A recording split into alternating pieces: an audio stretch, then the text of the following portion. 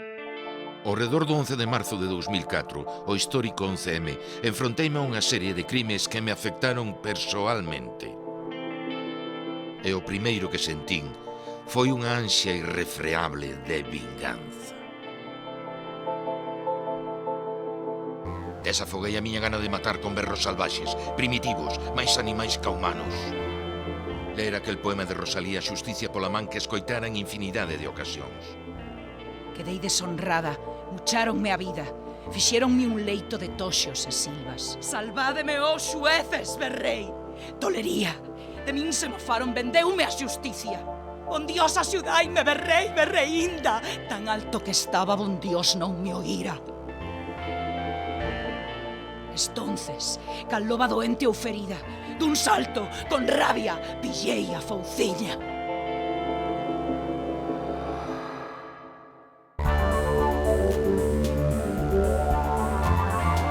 Decateime tamén de que eu me comportei moitas veces no pasado e de seguro no futuro así, cal lobo doente. E como min, tantos outros seres humanos que sucumbían ante o instinto de tomarse a xustiza pola man. E como unha besta, escudriñei o horizonte na busca dun asasino o que xa imaginei arrincándolle eu mesmo as entrañas.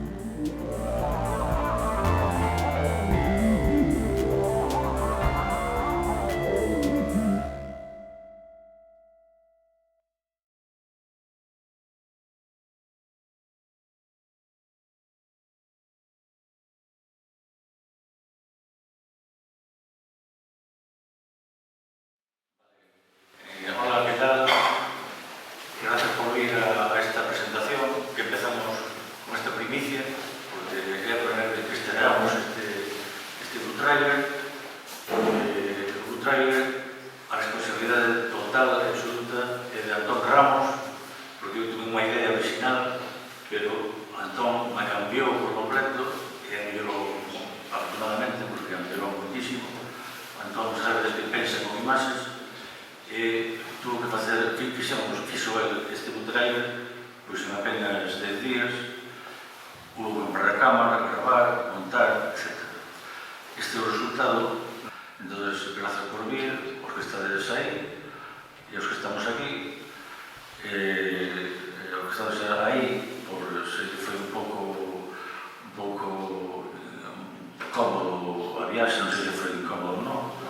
Non, cómodo. Vale, entón repetimos a próxima, se a pensar en algo máis longe. E grazas tamén aos que están a este lado da mesa, ao meu lado, e xa citar exemplos, por cito aquí a Angueira e a Xeitos, que a esta hora tiñen que estar noutro acto moito máis solene, moito máis académico, pero que están aquí. Iso pasa por ter e hai que agradecer especialmente a eles, non? Entón, bueno, vai haber unha serie de sorpresas neste acto de presentación, pero non vou dicir cales, senón deixarem desas sorpresas. O que nadie se vai sorprender é no comezo. Vou a comezar Eugenia San Martín cantando unha das infinitas versións que hai sobre o poema de Rosalía, escrito pola man, que, como sabedes, é o que inspira non só o título da novela, sino boa parte do desenvolvemento desta historia. A historia de vinganza, de crueldade e de locura. Entón, vai a cantar Eugenia San Martín, actriz, cantante, director de voces.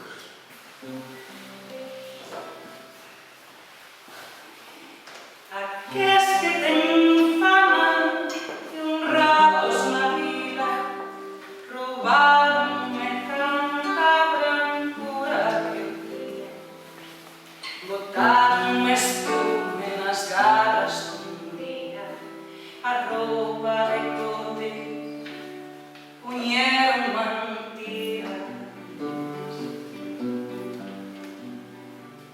Min pedra deixaron en donde eu vivía.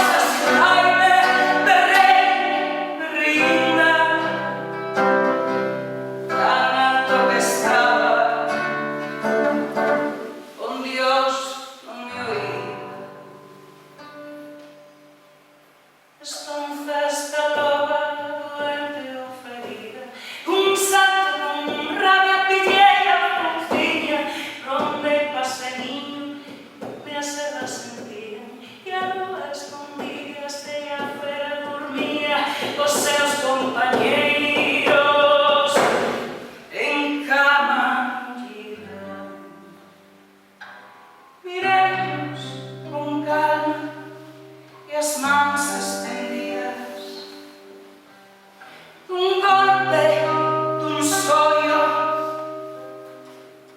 deixemos en vida e o lado contenta sen queime das vítimas, tranquila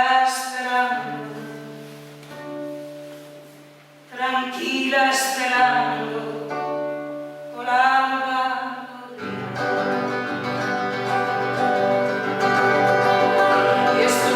Y entonces cumplióse a justicia en eles e as leis na man que os veía. Y entonces cumplióse a justicia en eles e as leis na man que os veía.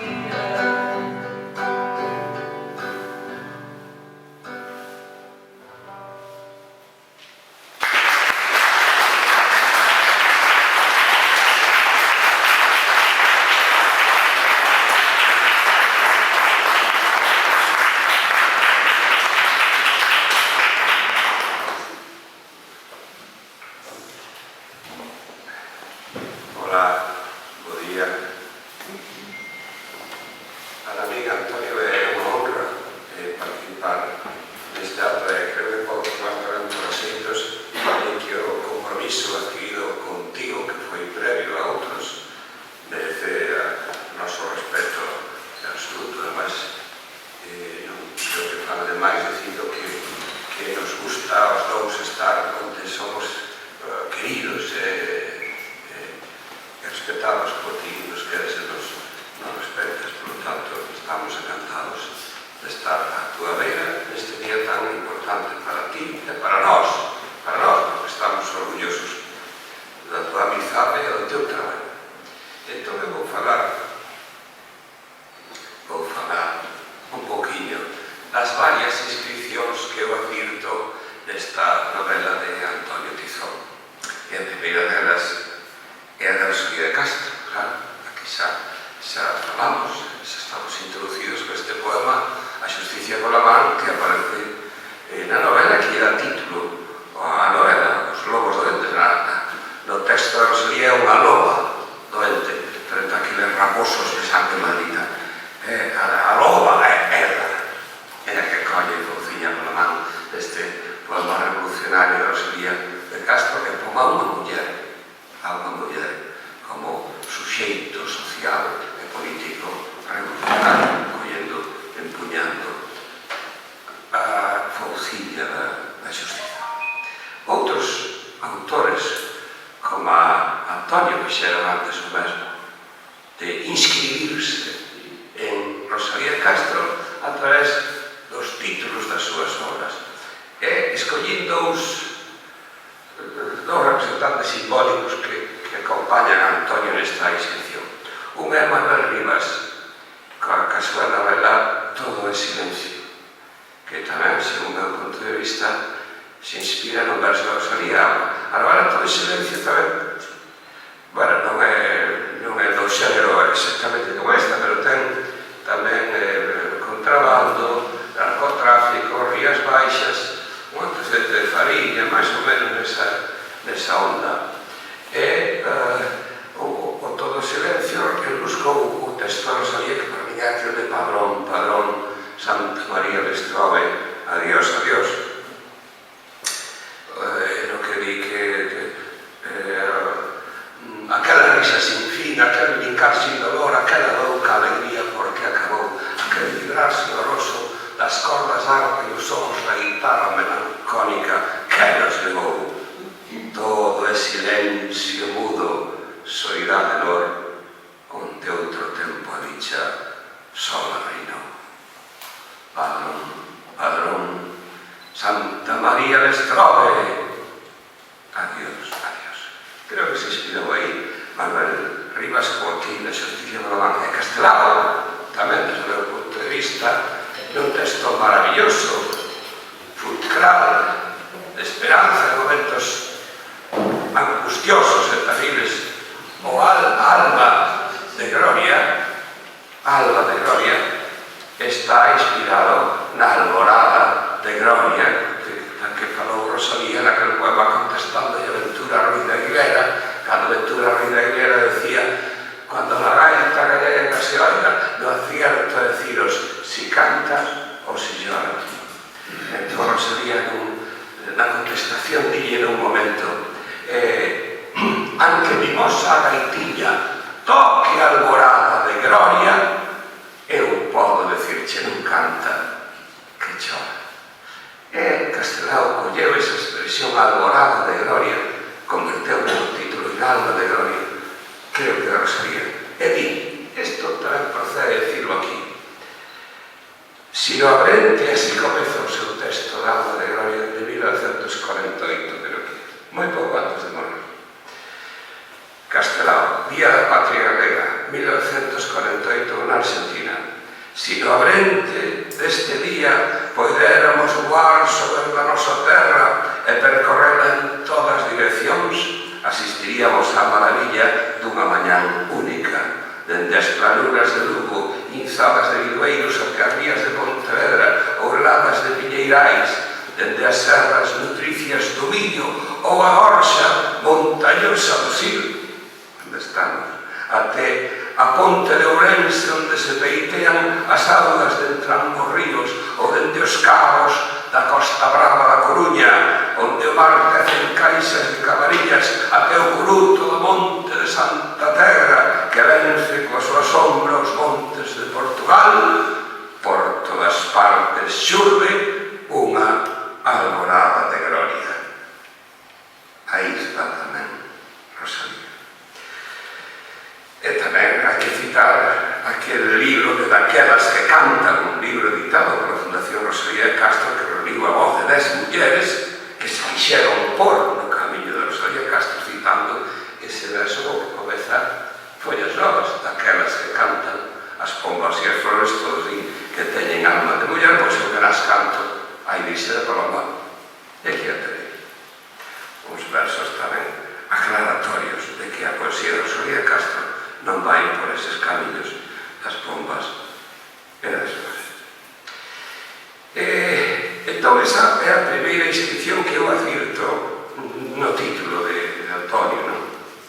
Esa inscripción de Rosalía. Pero Antonio Bole na novela, advertí, claro, pero tamén se escribe nunha tradición literaria universal, que é a da novela negra, e o seu Sánchez Pereiro, o comisario Sánchez Pereiro, a que por a beira de outros comisarios, detectives tamén da novelística galega, e o Sánchez Pereiro da Coruña, o Leopoldo Caldas, que soará tamén de Domingos Villar, de Vigo, ou incluso aquel de Irmano Castro, que non era recitado, pero o autor si a novela tamén de Crime en Compostela, de un dos pioneiros da novela negra en Galicia, que é Carlos Regosa, que ti citas aí na tua obra. E aí non me porro a beira, pois, como non, do Sherlock Holmes, de Arthur Conan Doyle, que centraba a súa actividade sobre todo en Londres, e do Hércules Poirot non tanto, da Agatha Christie non, penso que non, ainda que é inesquecible o aquel asasinato do Orient Express. Eu, ao lelo, e ver a Sánchez Pereiro, eu moito me acordei, con moita saudade, de Philip Marlowe, de Raymond Chandler, sobre todo naquela novela o largo adeus, o longo adeus, habría que traducir. Philip Marlowe, a mí acordoume o teu Sánchez Pereiro a Philip Marlowe. É unha novela que nos sitúa na Coruña, nunha Coruña moi real, a Coruña do alcalde Paco Vázquez, sería daquela ainda era Paco Vázquez, no Deportivo Milán, sucesos que todo o mundo recorda, tamén o do Deportivo Porto, claro, todo hai que decirlo, non? A Galicia en que estaba Fraga, a España do 11, que é o marco tal.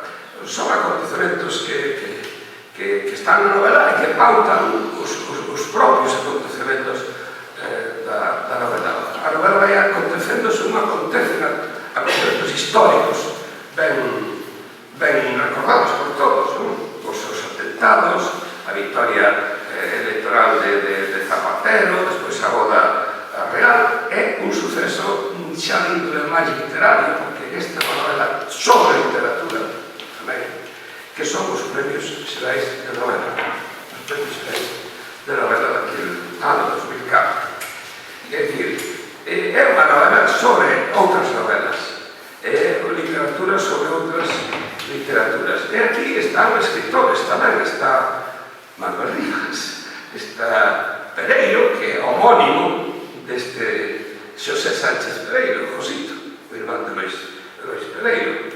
Están personaxes que len novelas e autores convertidos tamén en personaxes que estamos aquí nesta mesa, non sendo Antonio, o propio Antonio, estamos tamén na novela. Está aquí que Santi, está a xeitos, en varias ocasións, e demais, estou, hasta eu, aí aparezo asociado ao Xardín de San Carlos na Coruña. Na novela de Antonio é fundamental outra inscripción, a restauración, o mundo do comer e do beber, que está moi presente, onde atopamos tamén restaurantes moitos coñecidos, desde a Penela, o Pirri, pasando polo Gaiteiro de Cabanas, no ámbito da Coruña, pero tamén imos en Vigo ao Maruja Limón, ou imos en Pontevedra ao Airado da Leña, e incluso algún en Madrid. Despois disfrutamos de viños que moitos tamén coñecemos, os viños de Betanzos, e, como non, o viño Algueira ponderado, a altura que lle corresponde tamén aos viños esta adega. Esta é outra inscripción gastronómica que a mí me lembra, Antonio, que, señoras e señores, a outra inscripción que temos na literatura galega desde a idade contemporánea. O primeiro libro, editado, publicado, impreso en galego, a principio do século XVIII, é ambientado na Coruña, ali na Praza das Cargas, que tamén forma parte da tua xeografía, fala de comer e de beber, de comer pernil, e de beber viño, e de mandarlle ao rei, que acababa de nacer, o fillo do rei, mandarlle tamén cousas de comer desde Galicia. Entre elas, viño da Ribeira, que habería que saber que viño sería aquel a principio do século XVIII. Non é viño do Ribeiro, é viño da Ribeira. Habería que saberlo. Esa é a primeira vez contemporaneamente que se cita un viño concreto, viño da Ribeira. E acórdame as primeiras páxinas tamén do Sarmiento, do Sarmiento do Cologio, onde os que veñen da Seca de Castela e os que veñen do mercado de Pontevedra comen unha mariscada ali no alto da Fracha. A comida e a bebida está en Rosalía de Castro. Como empeza Rosalía de Castro os seus cantares gallegos? Has de cantar que chega fonchos, has de cantar que chega fonchos. O cal é unha inscripción que con moita tradición, o que pasa que é unha inscripción, claro, contemporánea, comemos e bebemos durante toda a novela. A veces porque pero fai-nos falta, porque tamén na novela suceden cousas para as que necesitamos enerxía. É unha novela con moito ritmo, con alteracións rítmicas que son moi xeitadas. A primeira parte moi tranquila, a segunda xa con un ritmo máis acentuado, e a terceira parte que entramos xa na arena, pero aí mándanos facer un alto. E é que na novela, como todas as novelas do xénero, aparece un pouco a cara B da sociedade, o crime, a prostitución, a pederastia, a corrupción, o sadomasoquismo, pero tamén a cara B da un xeito das persoas, as súas baixezas, as nosas baixezas, as nosas frustracións e as nosas enfermidades, con especial atención, como é lógico, e coñecendo as novelas anteriores de Antonio Pizón, dos trastornos das doenzas mentais. Precisamente, no inicio da terceira parte, ese ritmo que todos esperamos xa a todo meter para acabar a novela, interrómpase, múdase, e aparece aí un discurso teórico, incluso sobre as enfermidades mentais. E asociadas ás enfermidades mentais hai outra inscripción. Bueno, claro, hai moitos autores que falaron das enfermidades mentais que ouvimos ver despois. Pero bueno, aí asocia esa enfermidade mental a un procedimento técnico de Antonio que podríamos chamar a mise en abisme, unha expresión francesa, unha posta en abismo que ten tradición universal na literatura en todas as artes, nas plásticas tamén. Por exemplo, Homero, nos seus cantos, fala dos cantos de Homero. O Quijote ve, dá un xeito a súa historia no retablo das maravillas, igual que Hamlet ve a súa tragedia chamada un teatrillo. O teatro dentro do teatro, pero o personaxe, falando convertido noutro personaxe dentro da súa obra. Eso é un pouco a mise na vida. Ou Velázquez. No cargo de Velázquez está o cargo de Velázquez. Las meninas, en fin. E ese é un pouco a mise na vida. E outro recurso, iso acontece aquí porque que fai os seus protagonistas, Gustavo Gallego, é que ten un proxecto literario, e o proxecto literario de Gustavo é isto que estamos vendo, O sea que na novela falase, ficcionalízase a propia novela. E isto crea no lector unhas expectativas, sobre todo despois, cando se fala contra o final da finalización do proxecto, que lle atribúe a Gonzalo Gallego, a Gustavo Gallego, o papel que tería equivalente ao propio Antonio Tizón. E incluso nese proxecto falase de incorporar o material gastronómico a novela, como en realidade estamos vendo que se incorpora. Esa é unha mise na Biblia, eu creo que moi conseguida e moi atractiva nesta última parte da novela, cando todos agardamos cousas de acción de outro tipo. Aquí hai unha nova, unha acción distinta, que é unha acción técnica literaria que eu creo que é moi afortunada. E tamén a agnórise que hai con este personaxe de Olga Souto, a filla, non? Olga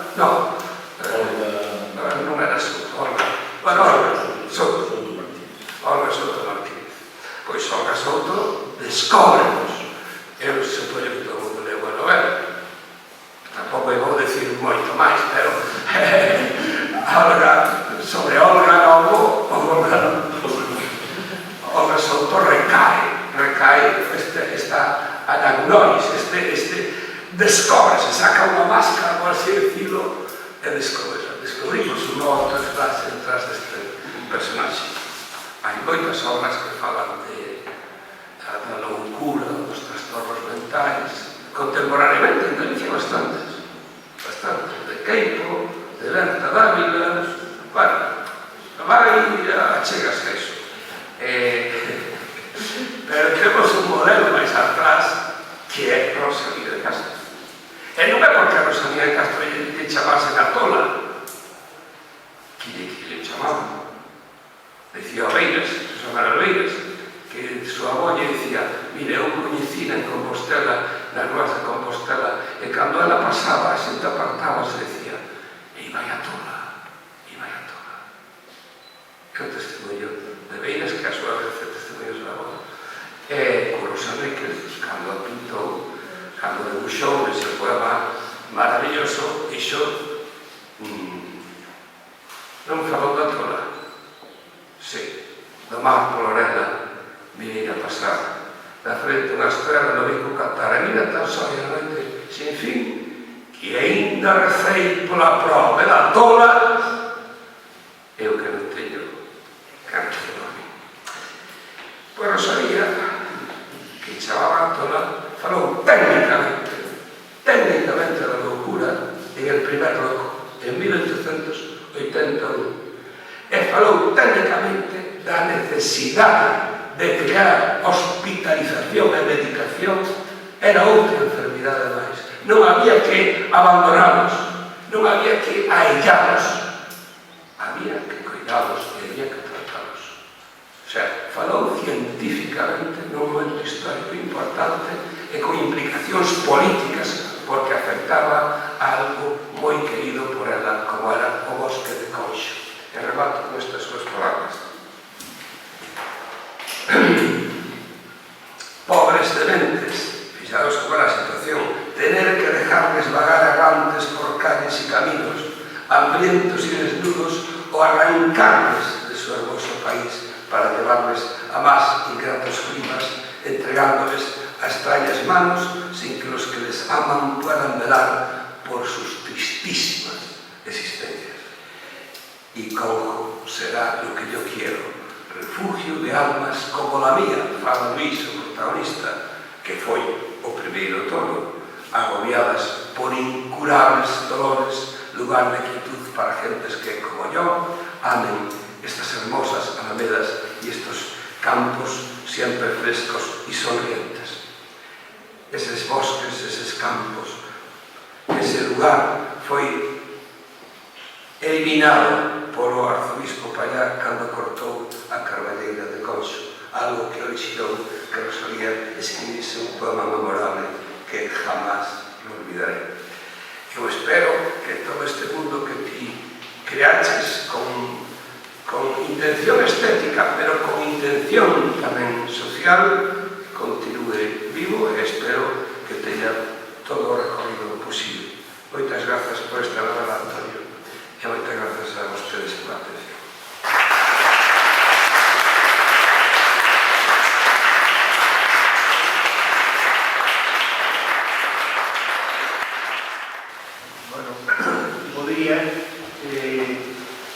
Creo que casi me sinto na obriga de darlle as grazas a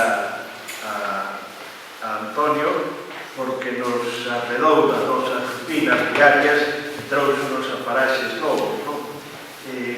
A pesar das 2 horas, pois penso que paga a pena hoxe estar aquí acompañando por esta razón. E despois, lóxicamente, estamos aquí xente que nos coñecemos, a maioría, pero que ten a particularidade de que somos todos personaxes da novela, non? É dicir, que, de alguma maneira, é unha reunión especial, é un diálogo alrededor da literatura, pero ten como unha característica, creo que fundamental, que todos estamos mencionados e todos somos, en definitiva, personaxes que estamos unidos un pouco ao destino que poida ter a novela no futuro. Aí quedarán os nosos nomes para sempre, non? Viña dándolle voltas eu e dixen, non vai a ser que Antonio, eu ainda estou medio vigilante como ao servicio, ando quedándome por aí por detrás, porque lembro que un moi coñecido novelista, probablemente o máis importante económicamente que tuvo o mundo inteiro, porque no ano 1865 anticipoulle o seu editor R$1.000.000, era unha fortuna auténtica. Hoxe ten unha rúa en Madrid, pouco máis, non coñece nin Cristo. Manuel Fernández y González publicou máis de 200 novelas, foi o novelista por entregas consagrado en toda Europa, recibeu a reina Isabel destronada, a reina Isabel II en París, cando ele estaba vivindo ali.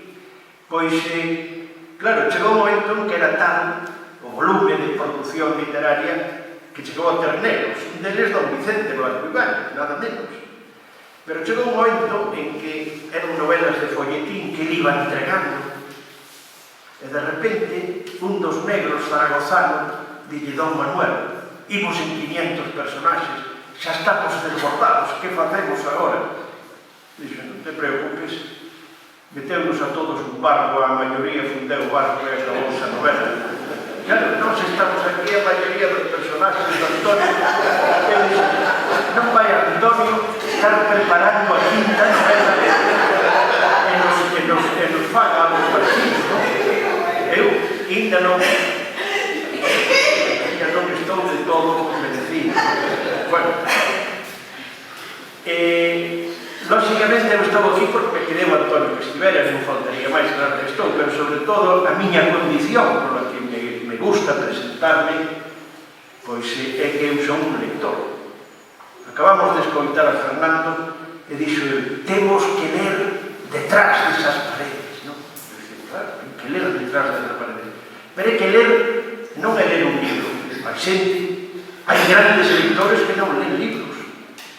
Non toda a sabiduría, nin a menor, nada. Hai moitas cousas fora dos libros, lógicamente, non? E todos lemos. É dicir, cando Anxo e Belén collen unha dorna pequeniña, roxiña, e van navegar por aí, están lendo os ventos, están lendo as posibles perigos que pode haber, os obstáculos que poden atopar. Unha xente que non sepa ler como saben eles nese contexto, di, pero esta xente onde vai? Parece que son peligros, pero saben, o conductor que nos trouxo estaba lendo na carretera, porque non estaba, lógicamente, para poder chegar, ten que saber que se chove, ten que agarrar a velocidade, ten que tal. Fernando deu-nos unha lección de como se lee no mundo do vídeo, non? É dicir, bueno, e hai xente que é allí a esas lecturas. Que é o que pretende o escritor? E que diferencia, e que lle dá unha certa peculiaridade. Intenta poñerlle significado ao que máis lemos. Por iso é tan interesante achegarse á literatura e ao libro en xeral, porque ali encontraremos reflexións que de alguna maneira estánnos intentando explicar o que nos lemos ás veces automáticamente de maneira profesional, non? É dicir, por tanto, eu estou me dirixindo a lectores, a todos os lectores, ainda que nunca colleran un libro na mano.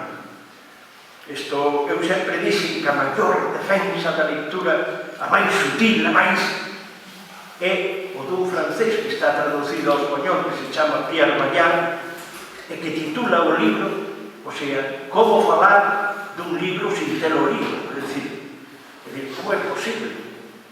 Hai centos de ocasións en que nós estamos falando de libros que nunca temos lido. É dicir, que el pon un exemplo, claro, moi significativo, que é a Biblia. É dicir, canta xente leu a Biblia? Ou con afáns, moi pouca, a Biblia completa, de ben. Hai alguén que non sepa algo da Biblia? Imposible. O sea, por qué? Porque nos chega de mil maneiras distintas. Isto conéctanos con algo esencial, fundamental, e que lle dá sentido pleno ao acto de hoxe.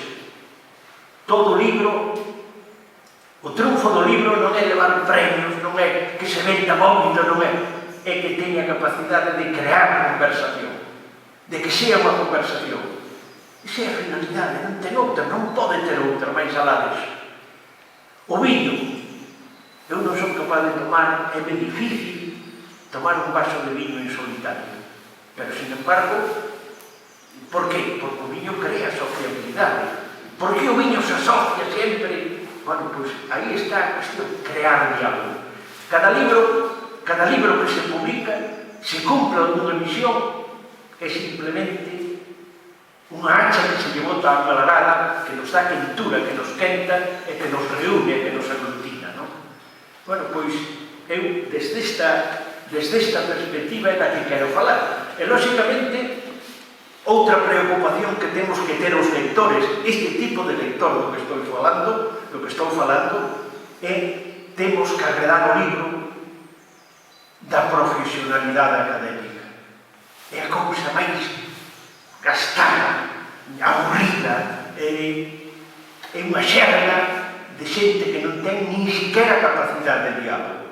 O libro temos que comentar eses lectores que somos capaces de conversar tomando un vino ou juntándonos para comer como iso. Por iso digo que este acto é un acto literario, efectivamente, total e pleno por ese motivo, porque todos os que temos lido un libro ou os que non temos lido oímos falar, somos personaxes e temos a Antonio, en definitiva, como referencia desa circunstancia, non? Entonces, desde esta perspectiva, que podo decir eu do libro? Pois o que pode decir calquera lector, porque que estades aí, ou calquera dos que no futuro, pasados os anos, o poida ler. Que se pode decir? Non son máis que cousas como son as conversas, é dicir, nada máis, incompletas e fragmentarias. Pódense decir cousas incompletas e fragmentarias, exclusivamente. O outro é traicionar a conversación.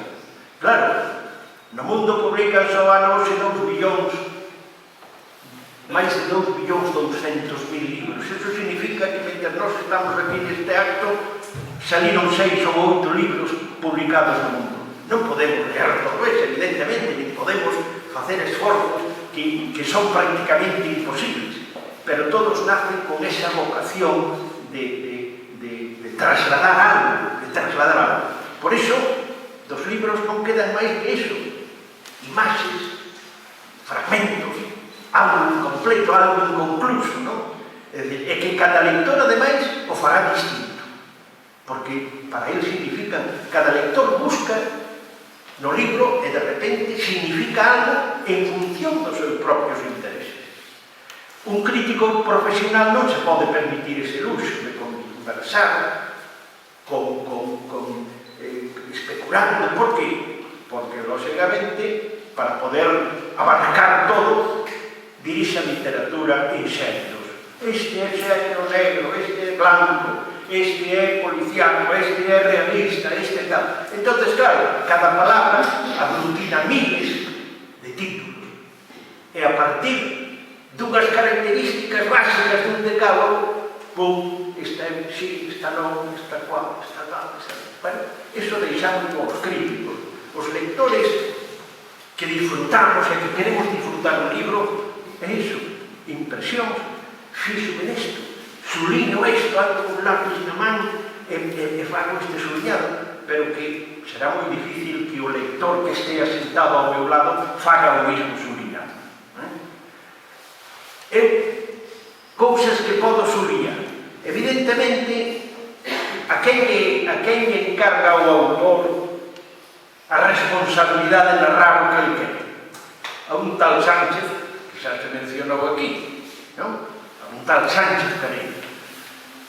É moi importante de Pereira dicir o segundo, porque Antonio ten moito cuidado hai moitos Sánchez, González e demais, pero todos teñen un segundo apelido, un rasgo galego, é dicir, a galeguización a que somete todo o que lle cae nas mans, non? Entonces, este Sánchez, o que ten a responsabilidade de contarnos, claro, é un personaxe que está sempre en movimento. Calquera que teña a curiosidade de coller estes 4 títulos de aquel, os verbos de movimento, chegou, foi, xeuse, acabo de chegar, é unha constante. Claro, sírvese del para qué? Para facer a cartografía dunha cidade, é dicir, traza un plano da cidade que nos lo vai trazando este home grande, cheo, o sea, e vai-nos levando e discorrindo, lógicamente, por onde quere ele.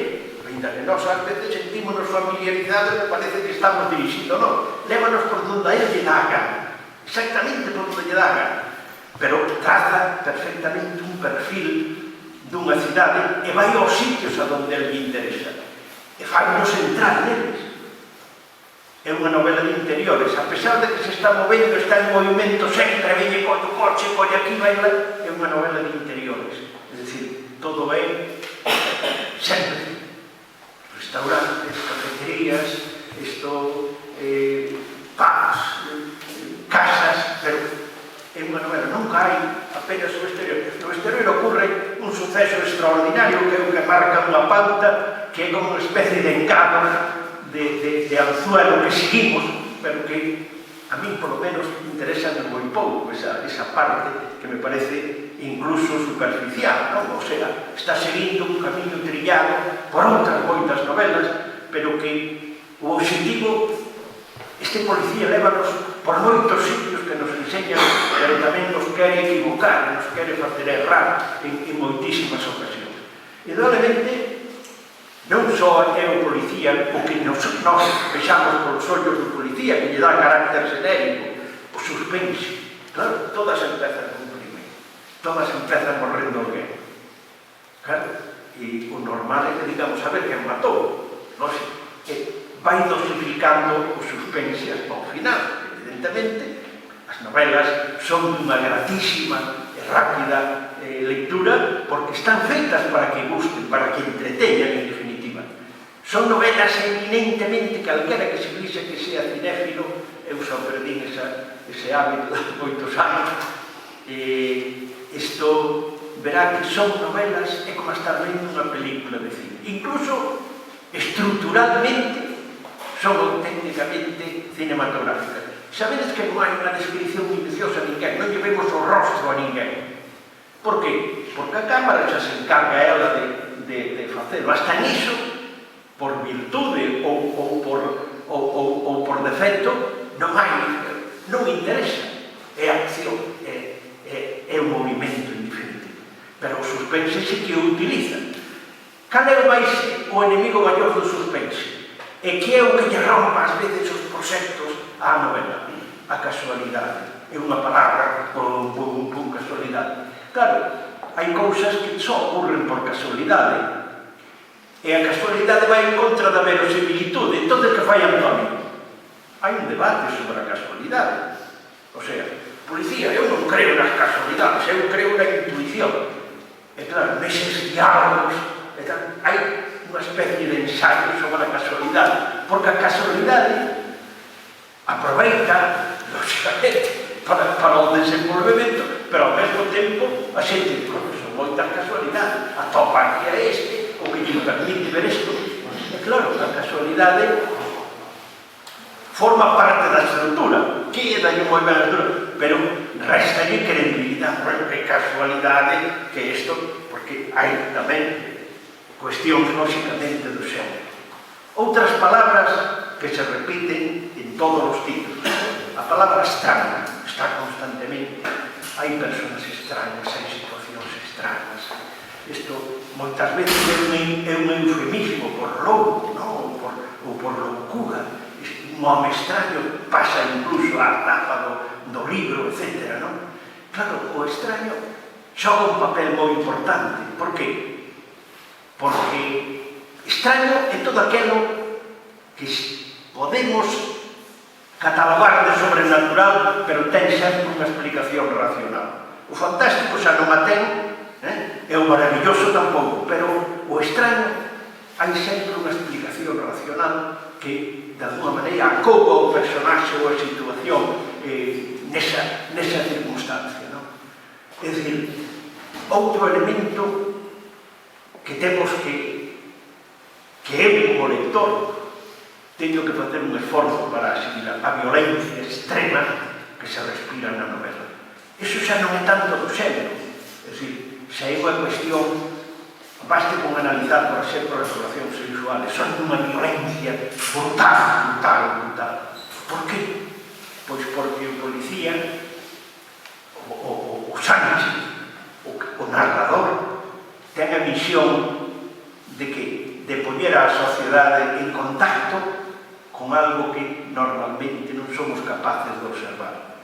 O mundo da prostitución, da corrupción, dos manexos, etc. Que nós vivimos nunha especie de alcalde, vivimos dun lado para outro sin observar. Ele é o que no trasfondo, por eso nos leva a prostíbulos, nos leva a sitios donde hai drama, donde hai violencia total e absoluta, lingüística e de feitos concretos, non? De tal maneira que estamos achegándonos ao núcleo do que eu como lector me interesa, non? É dicir, a fotografía dun mundo sórdido, dramático, difícil, que temos que poñernos alerta diante dele e non lerlo con placidez. Por qué? Porque, lógicamente, temos que loitar contra esa circunstancia. Temos que, de alguna maneira, crear unha desaprobación dese mundo que se fotografía. Obviamente, a ninguén se escapa lendo de que é unha novela evidentemente urbana, é dicir, o que son despois os espazos digamos, xeográficos ou paisaxísticos e demais, son ás veces de maior violencia, como cando eses cazadores que van desaparecendo, que van morrendo e demais, non? É dicir, que estamos, en definitiva, nunha sociedade moderna, nunha sociedade... Claro, se imos ver películas, se imos ver cine, imos a topar un mundo moi parecido, non?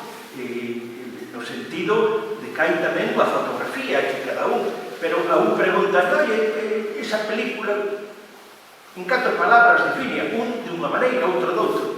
Que as novelas, cando se dialogan, cando son obxecto de conversación, como deben ser, pois son tamén un pouco esta cuestión, este fragmento, esta impresión que me dá. Estou seguro que de todos os que as lemos non nos poñeríamos de acordo para coincidir todos en determinadas circunstancias ou en determinadas simpatías, non? Simplemente, cantas mulleres fatales aparecen ao longo de todas as novelas. Claro, a muller fatal é aquela que arruína a vida do home. É unha situación machista e violenta, sempre a da muller fatal, que pode ser rubia casi sempre. É un cliché cinematográfico, non? Pero temos que estar alertados canto a iso, é dicir, a muller fatal é unha creación do individuo que apaga ou que a disfruta ou que a desea, pero é unha deformación do home. Non ten que ver, ela é casi sempre un elemento pasivo, non? É dicir, calquera destas circunstancias daría nos pés justamente a iniciar unha conversación que é o único que aspiro eu, que as novelas de Antonio nos sirvan de relación e de conversación para transcurrir e pasar a vida, como nos explicou Fernando, cando lê detrás das paredes para facernos o viño que probablemente degustemos agora na cruz. Moitas gracias.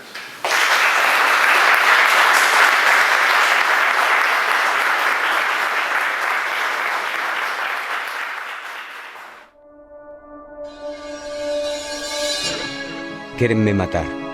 Quen te quere matar? Teño. Sempre tiven inimigos. Aínda que a maioría teñenme medo, sempre pode haber algún que se decida a quitarme do medio. Está peor do que parece.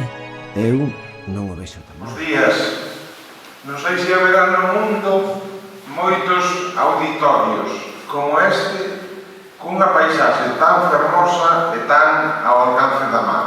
Algún seguro que hai, pero eu apostaría a que moitos non. E por iso, si a hipótese que acaba de formular a xeitos de que Antonio pode ser que este preparando algún especie de naufraxio para que todos os que estamos aquí, personaxes da novela e amigos dele, falecéramos repentinamente de forma simultánea, eu só lle pediría dúas cousas. Unha, que nos deixara botar un último vistazo a esta paisaxe que se ve desde aquí e que nos deixara probar un grolo do viño que seguro que logo nos vai servir Fernando, porque con eses dous placeres pois xa satisfaríamos de alguma maneira unha plácida morte, unha plácida despedida desta vida. Eu teño que vir falar aquí do podcast Lobos Doentes,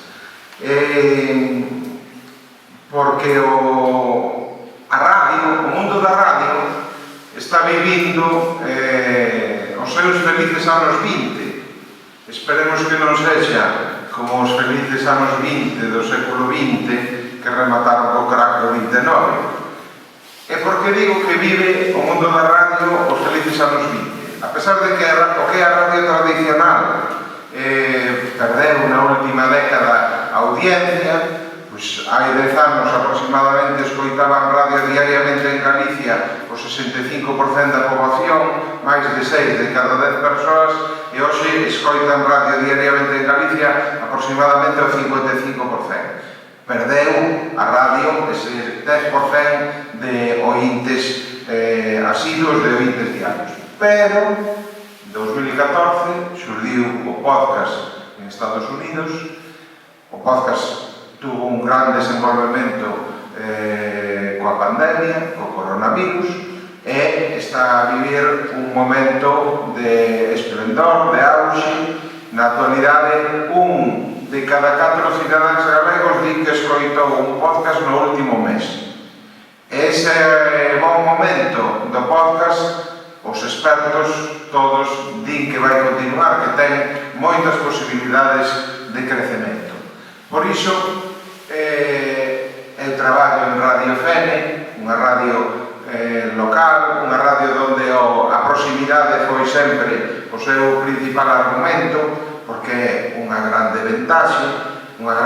vantaxe, pero a raíz da irrupción do mundo do podcast no terreo da radio xa non nos limita, xa non estamos limitados pola antena. É dicir, ao que aspiramos é a aproveitar esa proximidade, porque é un factor que podemos esgrimir para poñer en valor a nosa programación, para poñer en valor os nosos contidos e para conectar coa nosa audiencia, pero tamén podemos realizar outro tipo de programas que non están vinculados a esa antena, vinculados a esa proximidade, vinculados a esa cercanía da audiencia.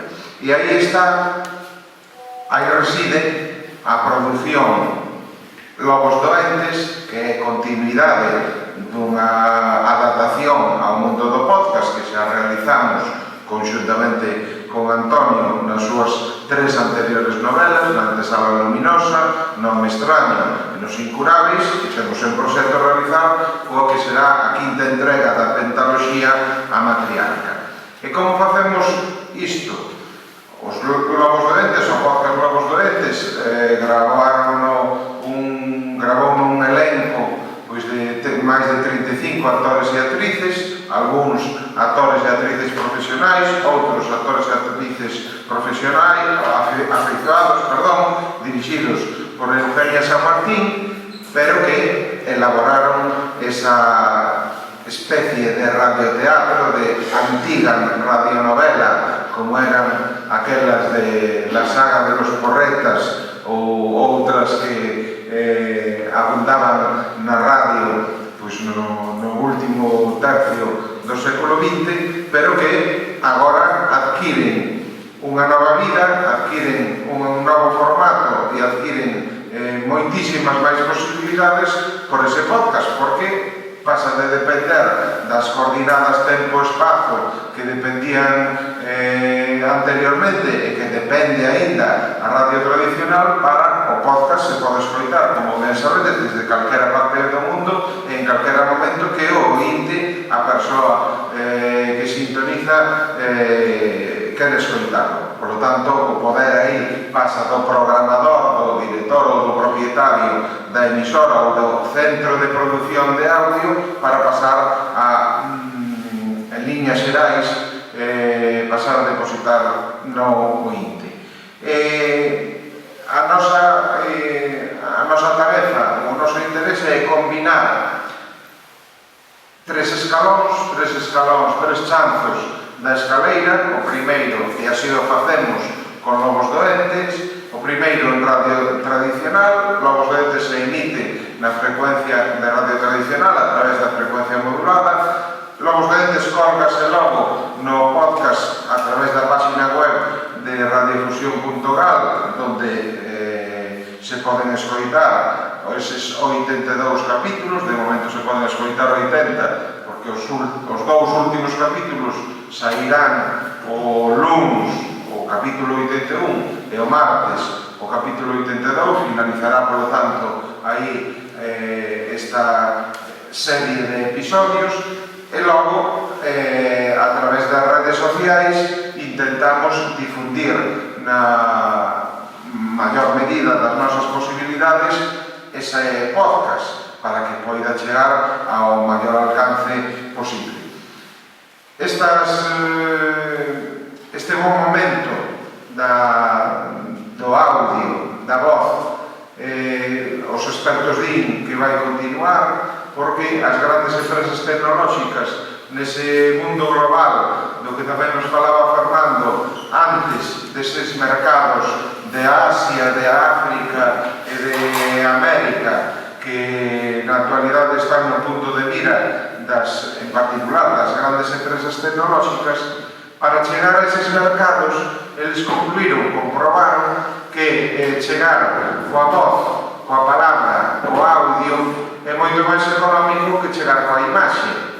Chegar coa imaxe, teñen calculado que sería imposible económica e tecnolóxicamente chegar coa imaxe a todos eses mercados tan amplos, chegar coa imaxe ao mercado global, chegar coa imaxe ao mundo. En cambio, chegar coa palabra, coa audio, si que é posible, factible o ben como cercano. En consecuencia, nos próximos anos adicarán moitos investimentos a mellorar esa distribución de audio, de voz, para chegar a todos esos mercados e nos, humildemente, o sector da radio vai ser moi beneficiado por esa aposta económica e tecnolóxica da distribución do audio. E esperamos que coa próxima produción de Antonio Tizón ou a Matriarca, pois poidamos chegar a máis público do que chegamos con Lobos Doentes e que poida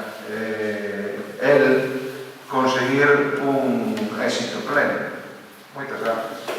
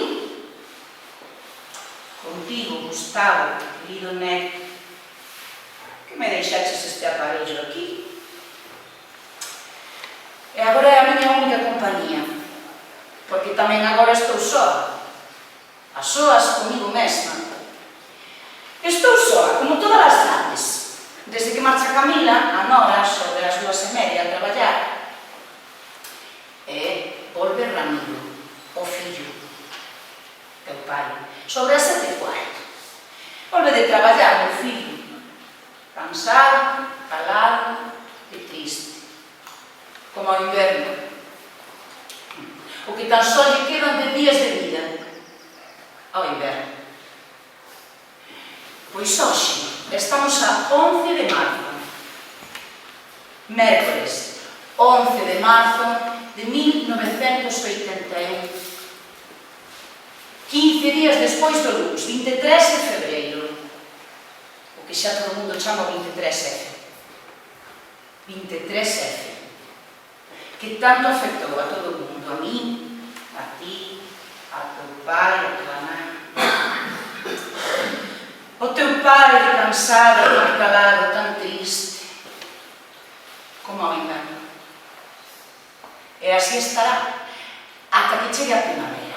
Porque cando chegue cambiará por completo, porque entón volvese alegre, andareiro e falangueiro, como a min. Como a min agora, que o único que fago é andar pola casa da leira para quentar os pés. E falar e cantar. Cantar e falar. E descansar. Porque agora tan só descanso. E falo e descanso. Despois de tantos traballos. Tantos traballos que pasei. Un peito cortado a tempo en Santiago. Un mal parto. 4 fillos e 2 fillas que parín soa e con dor, sen comadroa. E lles cortei soa o cordón e criei soa, sen axuda. E soa fun que dixen non. Dixen non cando decidín que estaba disposta, que non estaba disposta a aturar máis esclavitud. Cando descubrín que eu era e son unha muller forte, dura e resistente. Era e son quen de bromear a lingua, a miña lingua, a lingua do meu povo, de memorizala e de imaginala, en forma de contos, de cantos, de copos. Has sido con nós tan amable no sentido de facernos partícipes da escenario hasta do crime, como dice o amigo,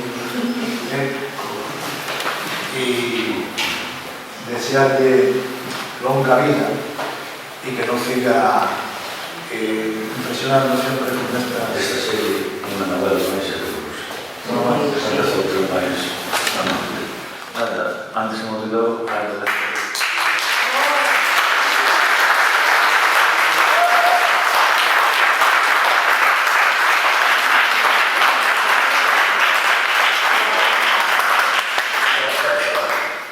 Antes se me olvidou agradecerle a Leila todo a hospitalidade, todo eso, e a Eugenia, porque isto que ao final escoitastes, se imaginades o que é, é o fragmento da última novela da serie, da quinta, que non parece moi novela negra, pero sí que é unha novela negra. E tamén quería este fragmento que fixen expresamente para que o interpretara Eugenia, está dedicado a xeitos, Emil sabrán, recoñecerían textos, frases, está dedicada a un amigo noso que non pode vir aquí hoxe, Cándido Barral, que acaba de sacar un libro que se titula Grovilán, e moito das frases que interpretou Eugenia pertencen a ese libro de Grovilán de Cándido Barral. E agora